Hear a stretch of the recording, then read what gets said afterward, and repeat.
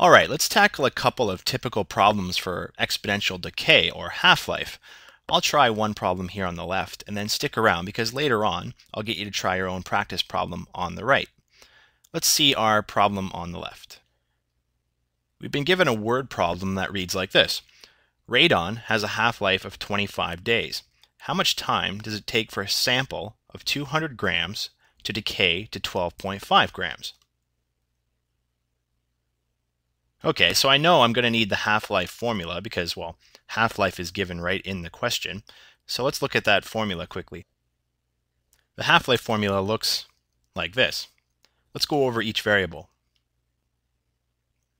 The first variable we see on the left of the equal sign is m, and it's the mass of the material after it's done decaying. It's usually the final amount or final weight of the material. C is on the right-hand side of the equal sign, and it's the mass of the material that you start out with before it's done decaying. And then we have a fraction. That exponent is a fraction, t over h. T is just the time that's given in the question. And then h is the half-life of the material, usually given in the question as well. So we're going to see how we can use this equation and basically turn it into an exponential equation. Now, if you're not sure what an exponential equation is, check out an earlier clip on exponential equations, and it'll shed some light on what I'm about to do in these steps. Okay, let's get started. Well, in step one, since it's a word problem, we want to go ahead and list our givens.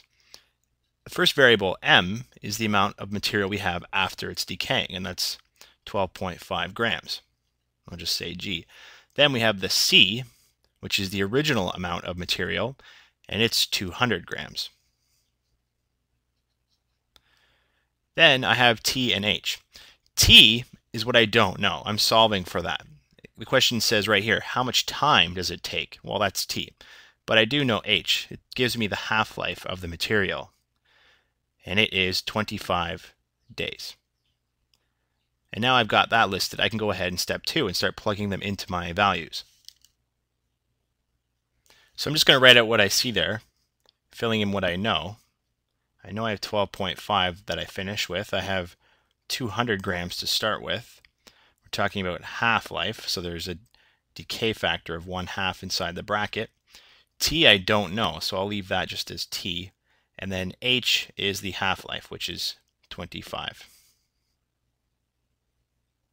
Simplify. All right, before I start turning this into an exponential equation, I've got to clean it up just a little bit. There's a 200 here in the front that's multiplying all of this, and I can move that 200 to the other side. So typically that'll be your first step. You're going to simplify. So we'll divide both sides by that 200, which is the original amount of material we started off with. And that's just going to leave my 1/2 and then the exponent, which is t divided by 25.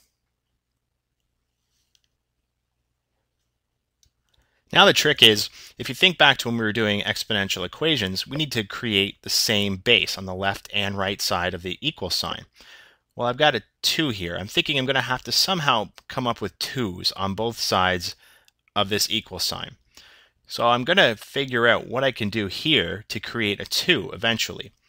It turns out, now I just skipped the step using my calculator, but 12.5 goes into 200 16 times. So I'm going to rewrite this as 1/16.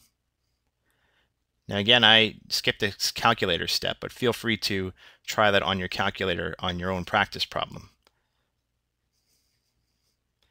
And now I've got that set up nicely because I know I can create a 2 out of a 16, and that's our next step.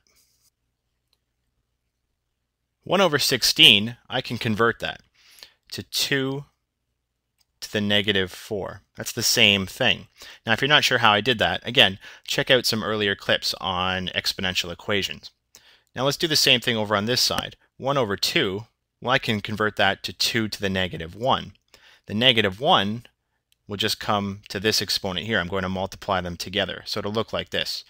2 to the negative t over 25. So I have a -1 there. It's just the negative symbol right here in front of the exponent. So again, I just brought the 2 up and made a -1 exponent and then multiplied it to the other exponent to create this right here. Now that I've got both bases identical, I can set the exponents identical as well and solve, and that's the next step.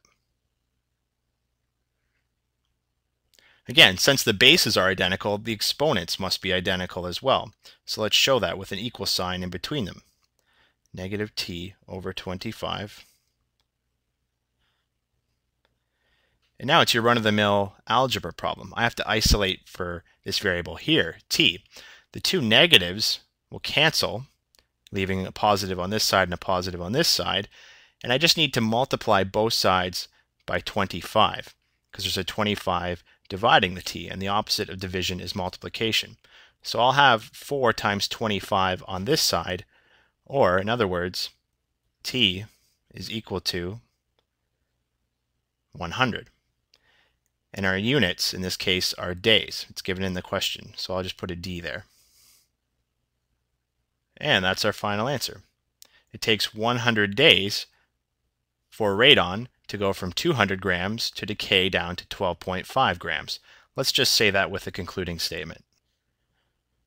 Finally, my concluding statement says, therefore, it takes 100 days to decay to 12.5 grams.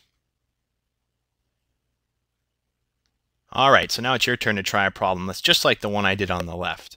Let's read that problem together. Radium has a half-life of 25 years. If a chemist leaves 500 grams of it on a shelf, how much time does it take to decay to 125 grams? Alright, so try that one using the same steps I showed you on the left, and I'll post the solution when you're ready. So how did you make out?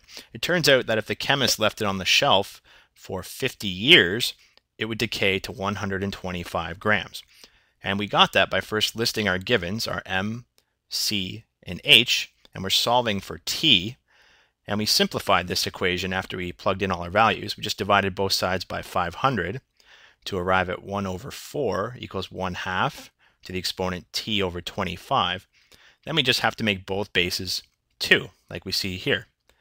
Once we have that done, we can set the exponents equal to each other and just isolate for t to arrive at 50 years.